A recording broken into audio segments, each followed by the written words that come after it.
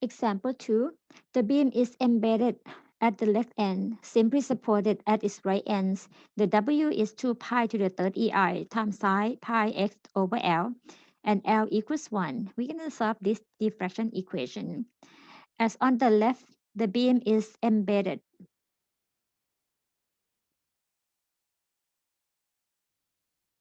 And on the right is simply supported.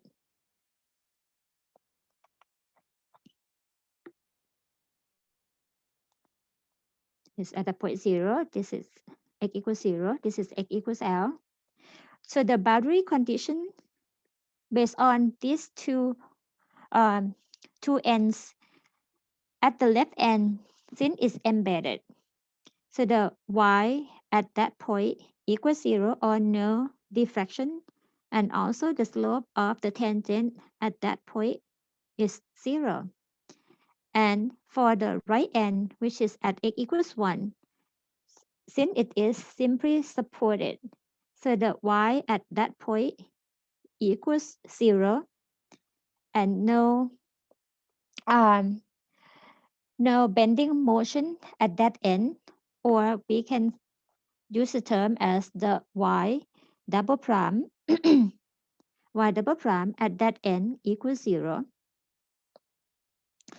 From the model of this diffraction or the fourth order differential equation as the EI multiplied by the fourth derivative of the diffraction equals the W, and replace the number or the terms EI y to the fourth order equals the 2 pi to the third EI multiplied by psi of pi x over L. Simplify this, EI and EI cancel. L equals 1. So then the fourth derivative of the y equals 2 pi to the third multiplied by psi of pi x with these four conditions. Now we're going to solve for y by finding antiderivative 4 times. 2 pi to the third is the coefficient. So y triple prime equals 2 pi to the second with the negative sign, the cosine of pi x plus c1. And no boundary condition for the y triple prime. Then we're going to find y second derivative of y double prime from the antiderivative of the y triple prime to get negative 2 times pi times psi of pi x plus c1 times x plus c2. We get the conditions for y double prime as y double prime at 1 equals 0. So 0 here equals negative 2 times pi times psi of pi plus c1 times 1 plus c2. Psi at pi is 0. Then we get the relationship as c1 equals negative c2. And we can consolidate the y double prime to make it less complicated for the next round, which is y double prime is negative 2 pi times psi of pi x plus c1x minus c1. And then find y prime from finding the antiderivative of each term to get negative 2 times negative cosine, so now become plus cosine of pi x plus c1 divided by 2 of x squared minus c1 times x plus c3. With the condition as y prime at 0 equals 0. Y prime at 0 equals 0. Then we get 0 on the left equals the cosine at 0 is 1. So the first term is 2.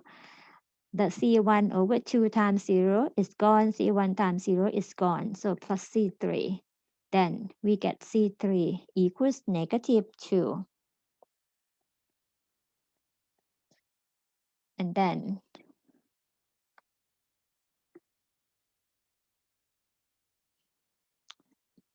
we get y prime as 2 times cosine of pi x plus c1 over 2 x squared minus c1 times x minus 2. And then find y or diffraction equation from finding the antiderivative of each term again.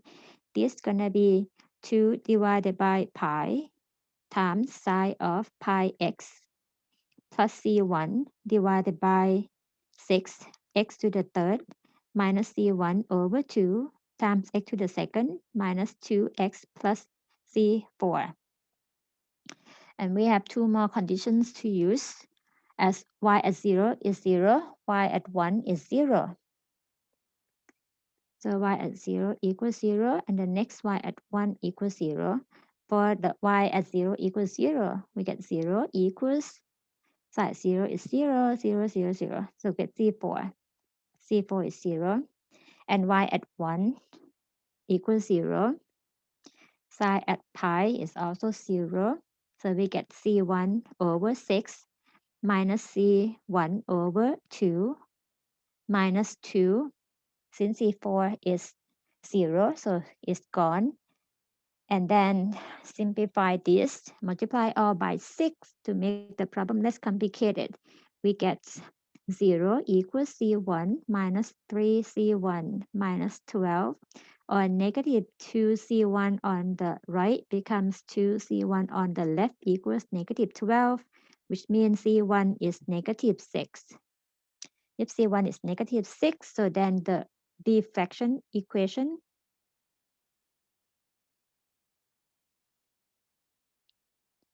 is y equals 2 over pi times sine of pi x, and C1 is negative 6, so becomes negative x to the third plus 3 times x to the second minus 2x, and C4 is 0. So now this is the diffraction equation.